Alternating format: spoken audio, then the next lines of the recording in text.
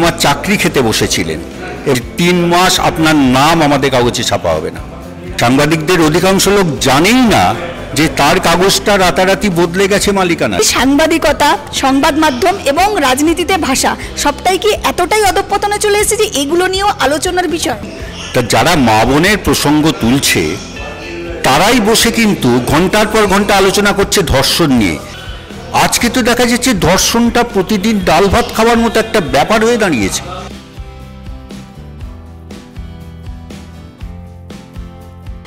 আমরা বারংবারই স্ট্রিং অপারেশনের কথা শুনি এবং এর আগেও আমরা নারদা স্ট্রিং দেখেছি এবং সম্প্রতি সন্দেশখালি নিয়ে আমরা স্ট্রিং ভিডিও দেখছি।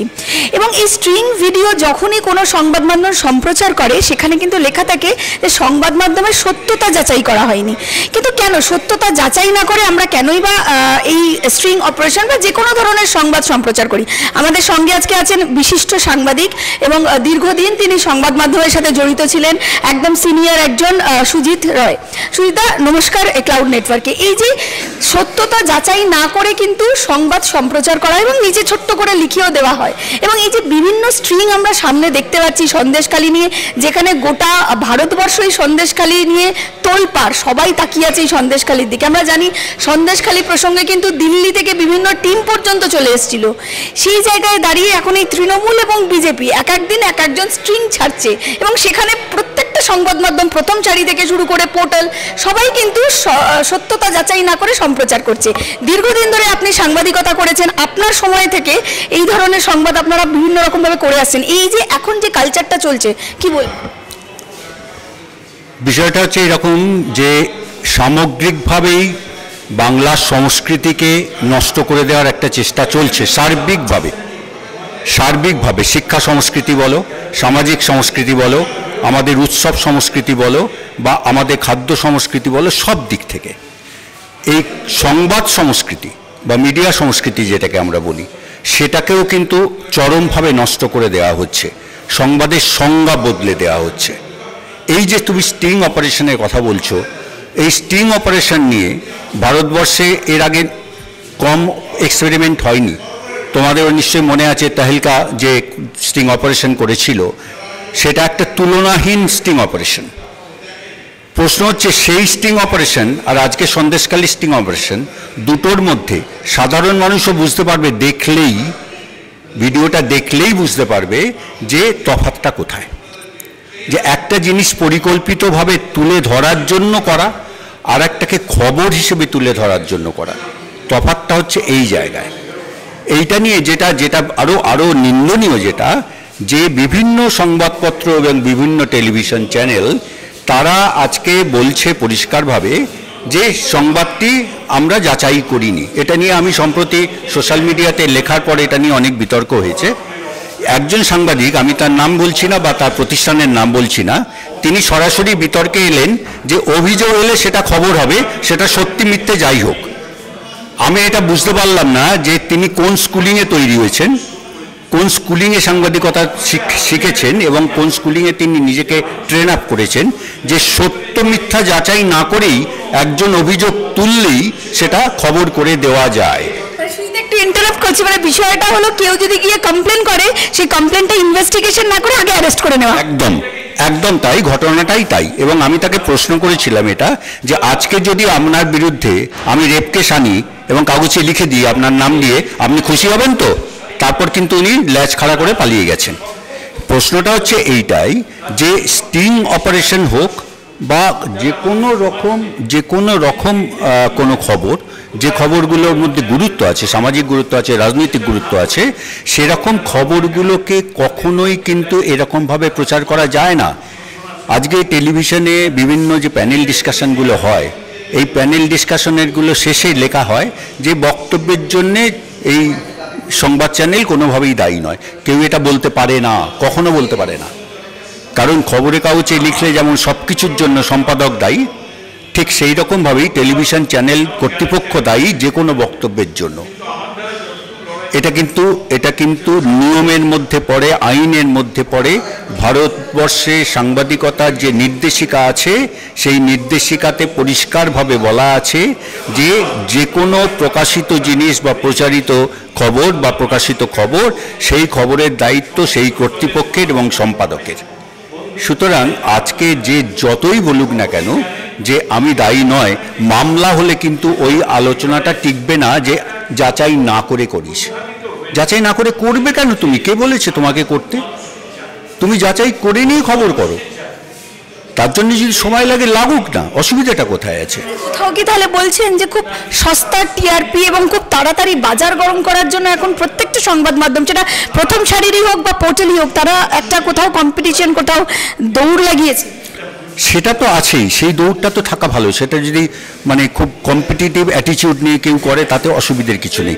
প্রশ্নটা হচ্ছে এইগুলো হচ্ছে কিন্তু অত্যন্ত পরিকল্পিতভাবে, নির্দেশিতভাবে।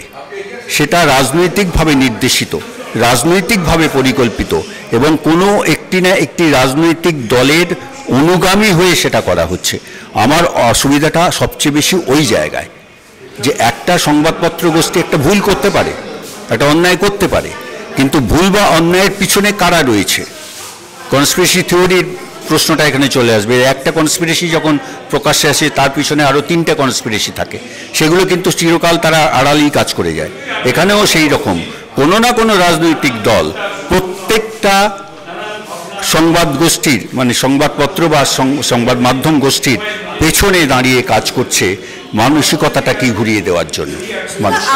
আপনি যেই সময় সাংবাদিকতা করে এসছেন, কোথাও তফাৎটা কোথায়? কারণ সেই সময়ও তো রাজনৈতিক যে দলগুলো যারা রাজনীতিতে লড়ছে, কংগ্রেস ছিল সেই সময়, সিপিএম ক্ষমতায় ছিল 34 বছর, কোথাও কি তাদের প্রভাবিত, মানে তাদের কোনো প্রভাব ছিল না এই সংবাদ মাধ্যমে এসে? তখন যে ইলেকট্রনিক্স মিডিয়া বলুন বা যে প্রিন্ট মিডিয়া ছিল, সেখানে রাজনৈতিক দলের একটা প্রভাব তো বারংবার, মানে বরাবর একটা ইতিহাস হতো, মানে বরাবরই তো একটা কোথাও প্রভাব খাটিয়ে আসছে এই সংবাদ মাধ্যম। না, দেখো, প্রত্যেক খবরের কাগজ বা আমরা যখন কাজ করি তখন তো মূলত প্রিন্ট মিডিয়া, এবং আমরা সাংবাদিকতায় যোগ দেওয়ার অনেক পরে এরা এসছে। আমাদের দূরদর্শন প্রথম আসে, তারপর ইটিভি আসে, তারপরে অন্যান্য অনেক চ্যানেল। তো আমার সময়কালে বলছি, আমরা যখন সাংবাদিকতা করেছি তখন প্রত্যেকটা খবরের কাগজের একটা পলিসি থাকতো, পলিটিক্যাল পলিসি ডেফিনেটলি থাকবে সেটা। কিন্তু তার মানে এই ছিল না যে আমি কংগ্রেসের পলিসি মেনে চলি বা আমি বামপন্থী পলিসি মেনে চলি বলেই আমি কংগ্রেসের খবর ছাপবো না বা কংগ্রেসের বিরোধিতা করব এককাট্টাভাবে, অথবা বামপন্থী কাগজ নই বলে আমি বামপন্থীদের যথেচ্ছভাবে অপমান করব, পদে পদে তাদের বিরুদ্ধে ভুল খবর করব, মিথ্যা খবর করব, বানিয়ে খবর করব। এই জিনিসটা কখনো ছিল না। দ্বিতীয়ত হচ্ছে, কখনোই কিন্তু পলিটিক্যাল পার্সনস, পলিটিক্যাল লিডার্সরা, তাদের কোনো চাপ থাকতো না, কোনো চাপ থাকতো না। রিকোয়েস্ট করতেন তারা অনেক সময়, কিন্তু কোনো চাপ থাকতো না।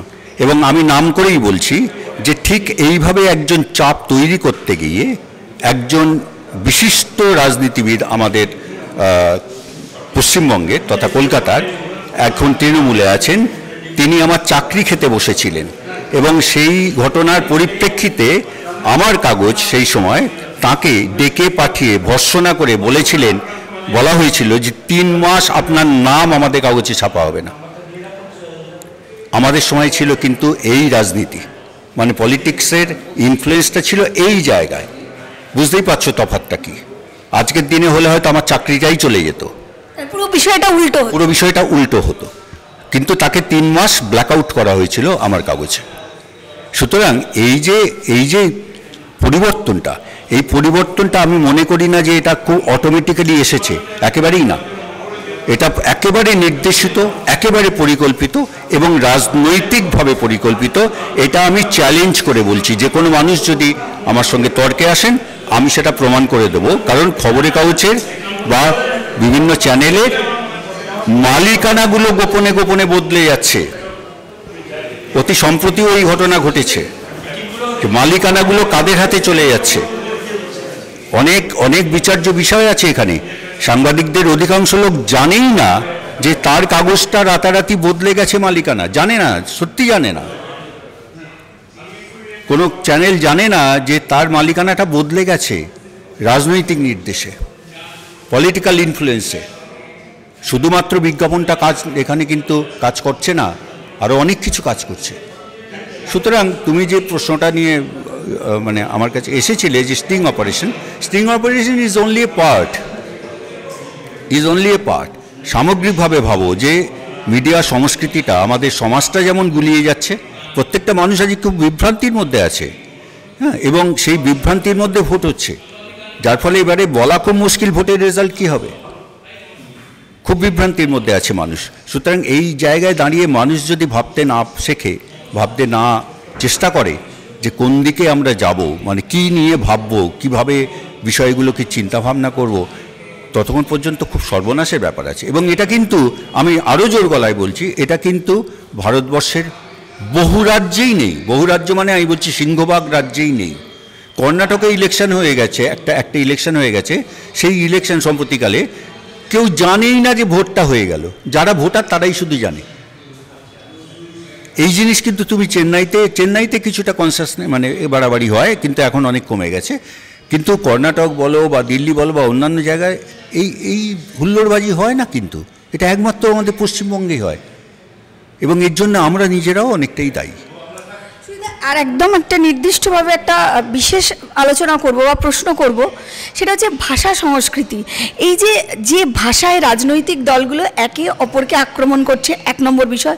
2 নম্বর বিষয়, একে অপরকে যারা সাংবিধানিক পদ, সেই সাংবিধানিক পদে তাদের কালিমা লিপ্ত করা হচ্ছে বা অভিযোগ উঠছে, এবং সেই অভিযোগ অবশ্যই তদন্ত হবে, না হবে, কে দোষী না দোষী পরের বিষয়। কিন্তু যে ঘটনাগুলো সামনে আসছে বাংলার রাজনীতিতে বা পশ্চিমবাংলার রাজনীতিতে দীর্ঘদিন ধরে আপনি করে আসছেন, এই ধরনের অভিজ্ঞতা কি আপনার এর আগে হয়েছে? মানে কি বলবেন? যেমন সম্প্রতি রাজ্যপালের যে বিষয়টা ঘটলো, রাজভবন থেকে সিসিটিভি ফুটেজ পর্যন্ত বার করতে হচ্ছে। যদি আপনি 30 বছর কি 40 বছরের বাংলার রাজনীতি দেখেন, কোনো রাজ্যপালকে কি এই পরিস্থিতিতে পড়তে হয়েছে বা বাংলায় এই ইতিহাস তৈরি হয়েছে? একটা বিষয়। তারপরে তো ভাষা সংস্কৃতি আছে, একে অপরকে যে ভাষায় আক্রমণ করছে, কি বলবেন? এবং মিডিয়া সেটাকে রমরম করে দেখাচ্ছে, এবং সেটা নিয়েও কিন্তু বিভিন্ন প্যানেল হচ্ছে সেই ভাষা নিয়ে। মানে কোনো একটা, সেটা বিজেপি হোক, কংগ্রেস হোক, যে কোনো দল, সিপিএম হোক, কেউ যদি একটা কিছু বলে দেয়, সে হাত কেটে দেবো, পা কেটে দেবো, বা অন্য কোনো কদর্য ভাষা, সেটা মুখ্যমন্ত্রী থেকে শুরু করে যে কোনো পদে থাকা যে কোনো মানুষ, সেটা নিয়ে রীতিমতন সন্ধ্যেবেলা প্যানেল হয়, রীতিমতো সন্ধ্যেবেলা আলোচ্য বিষয়। মানে আমি বলতে চাইছি, সাংবাদিকতা, সংবাদ মাধ্যম এবং রাজনীতিতে ভাষা সবটাই কি এতটাই অধঃপতনে চলে এসেছে যে এগুলো নিয়েও আলোচনার বিষয়? আমি এই জায়গাটাই বলতে চাইছি, ধরো প্রত্যেকটা দল বলছে যে মেয়েরা মায়ের জাত, প্রকাশ্যে প্যানেলে বসে রাজনৈতিক দলের প্রতিনিধিরা বলছে আপনার ঘরে মা বোন নেই, আপনি এই কথাটা বলছেন। তা যারা মা বোনের প্রসঙ্গ তুলছে তারাই বসে কিন্তু ঘন্টার পর ঘন্টা আলোচনা করছে ধর্ষণ নিয়ে, এবং সেটাই আজকে রাজনীতির একটা অঙ্গ। এটা খুব লজ্জাস্কর ব্যাপার, বঙ্গ সংস্কৃতির কাছে খুব লজ্জাস্কর ব্যাপার যে আজকে রাজনীতিবিদদের বেঁচে থাকতে হচ্ছে মহিলাদের শ্লীলতাহানি, মহিলাদের ধর্ষণ কাণ্ড নিয়ে, সেটা ঘটুক আর নাই ঘটুক। প্রত্যেক দিন সন্ধেবেলা প্রত্যেকটা টিভি চ্যানেলে একই কথা, প্রত্যেকটা খবরের কাগজ খুললে একই ঘটনা, এবং এইগুলো আমরা গোগ্রাসে গেলানো হচ্ছে। গিলছি বলা ওটা ভুল হবে, গেলানো হচ্ছে, আমাদের বাধ্য করা হচ্ছে গেলাতে। এই সংস্কৃতিটাই হচ্ছে সবচেয়ে ভয়ঙ্কর সংস্কৃতি। তুমি যেটা বললে যে আমাদের সময় এটা হতো কিনা, আমাদের সময় ধর্ষণের খবর লিখতে গেলে দুবার ভাবতে হতো যে লিখবো সবই, কিন্তু কিভাবে লিখব, কতখানি সম্মান বাঁচিয়ে মেয়েদের, বা ইভেন যে ধর্ষক সে আদৌ ধর্ষক কিনা আমি জানি না, তো সেও যাতে অন্যায়ভাবে শিকার না হয়, যতক্ষণ না প্রমাণিত হচ্ছে ততক্ষণ তারও তো সম্মান আছে। সুতরাং লিখতে হবে সবই, কিন্তু এমনভাবে লেখো যে দাঙ্গার খবর, যেমন ধরো দাঙ্গার খবর আমাদের ওপর স্ট্রিক্ট ইনস্ট্রাকশন থাকতো যে খবর সব নেবে, কিন্তু কোনটা লিখবে না ভেবে নিয়ে লিখবে। ঠিক সেই রকম ধর্ষণের ক্ষেত্রে কিন্তু আমরা সেইভাবেই কাজ করেছি এতকাল। আজকে তো দেখা যাচ্ছে ধর্ষণটা প্রতিদিন ডাল ভাত খাওয়ার মতো একটা ব্যাপার হয়ে দাঁড়িয়েছে।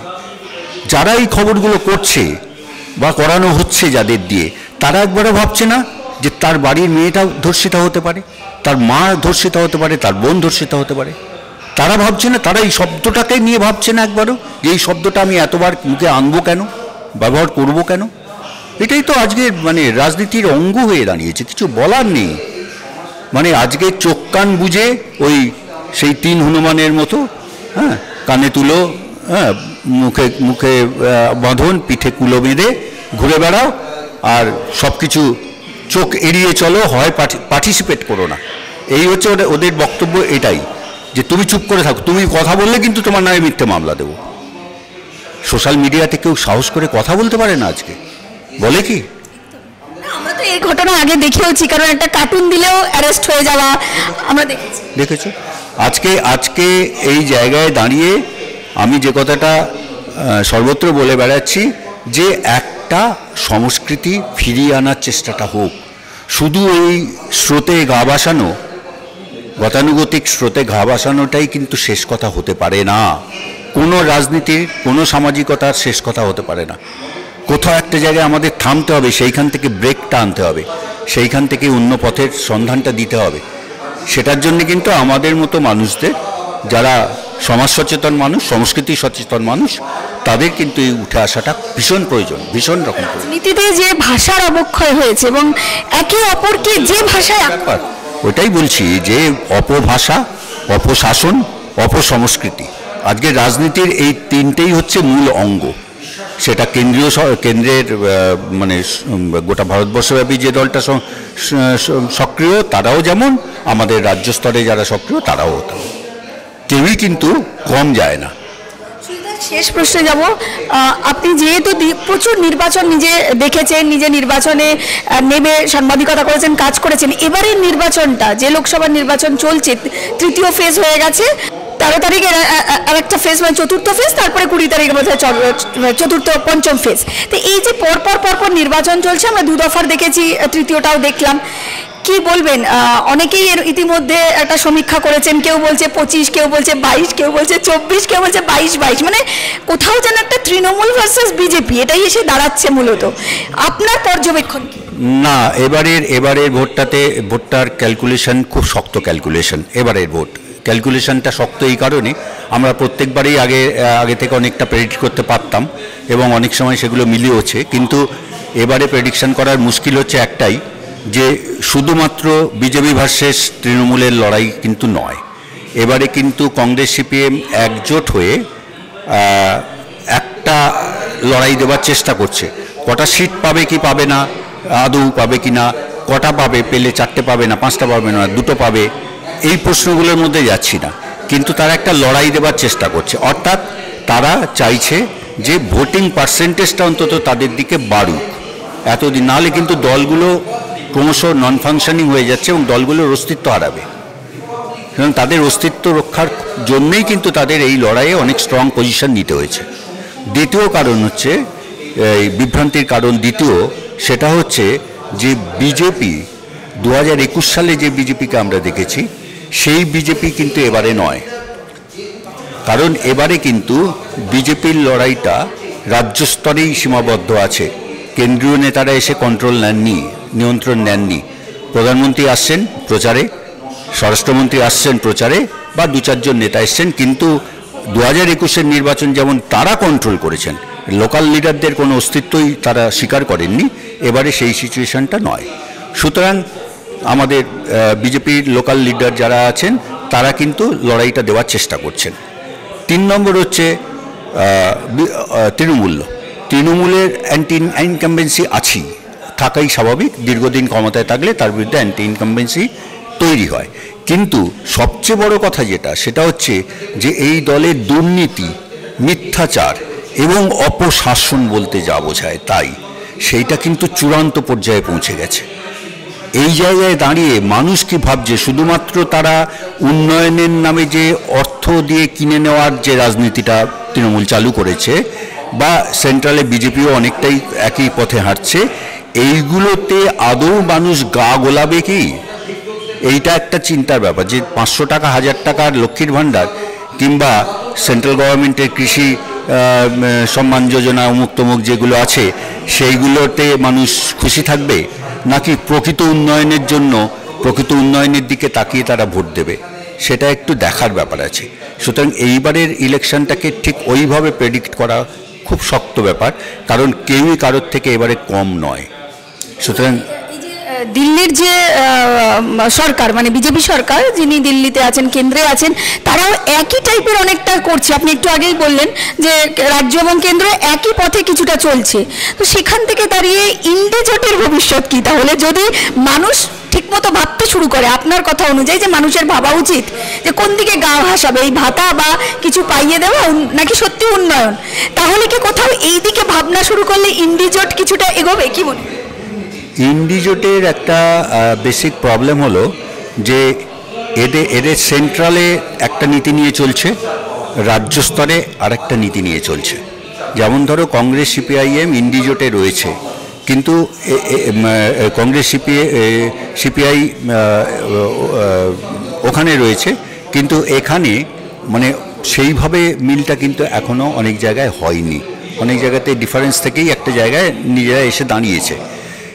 প্রশ্নটা হচ্ছে এটাই যে ওইখানে ধরো তৃণমূল রয়েছে, তার সঙ্গে সিপিআইএম আছে, তার সঙ্গে কংগ্রেসও আছে, কিন্তু আমার রাজ্যে তৃণমূল কাউকে মানে 1 ইঞ্চি জায়গা ছেড়ে দেওয়ার মতো জায়গায় নেই। বাকি বিরোধী দলেরা যেহেতু এত দুর্নীতি, তারা সবসময় তো বিরোধিতা করছে এবং দুর্নীতি নিয়ে আন্দোলন করছে। সুতরাং এই যে মানে দ্বিমুখী একটা নীতির মধ্যে পড়ে গেছে, এইটাতে কিন্তু মানুষ খুব একটা সায় দিচ্ছে না। সুতরাং কেন্দ্রীয় স্তরে এই বলছি, মানে লোকসভা নির্বাচন যেহেতু, সেই নির্বাচনের দিকে তাকিয়ে বলা যেতে পারে যে এই ইন্ডি জোট যে খুব বিশাল কিছু করে ফেলবে এরকম মনে হচ্ছে না আমার এখনো পর্যন্ত। এই রকমভাবেই ভোটটা হবে, বিজেপির সঙ্গেই লড়াই হবে, কংগ্রেস তার মূল অপোনেন্ট থাকবে ন্যাশনাল লেভেলে, হ্যাঁ, আর অন্যান্য দলগুলো রাজ্যস্থ মানে বিভিন্ন রাজ্যে যার যেখানে স্ট্রং, যেমন ধরো আপ দিল্লিতে স্ট্রং, সে তার মতো লড়াই করবে, আমার এখানে তৃণমূল স্ট্রং, সে তার মতো লড়াই করবে, এরকম একটা জায়গায় এসে দাঁড়াবে আলটিমেটলি, আমার তাই মনে হয়। অসংখ্য ধন্যবাদ সুজিতদা, অসংখ্য ধন্যবাদ দর্শক বন্ধুদের যারা এতক্ষণ অনুষ্ঠানটি শুনছিলেন।